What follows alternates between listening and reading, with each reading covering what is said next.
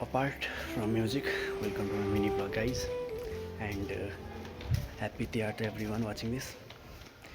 And best charm of this festival चाहिँ होइन एउटा दाई हुनुहुन्थ्यो क्या, उहाँलाई चाहिँ भिखारी त्यस्तो बिदिनु मन नपर्ने पनि होइन.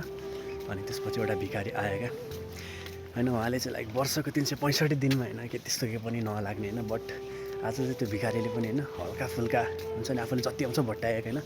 अनि उहाँले पनि दिनुभयो क्या पैसा होइन. अनि त्यो देख्दाखेरि चाहिँ लाइक वार्म टच भयो क्या होइन. लाइक हल्का ओहो यतिखेर चाहिँ लाग्यो क्या, लाइक अनेकतामा एकता होइन, नेपालीपन यतिखेर लाइक हल्का राम्रो लाग्यो क्या. एन्ड टु सबै नेपाली चेलीहरूलाई चाहिँ के भन्न चाहन्छु भने बी सेफ आउट दियर होइन, सेफ बस. एन्ड केटालाई चाहिँ म के भन्छु भने होइन, कुनै पनि केटीलाई त एक्लै भेट्छस् भने त्यसले आफ्नो जिम्मेवारी सोच के मौका होइन, बुझिस् नि. जय नेपाल.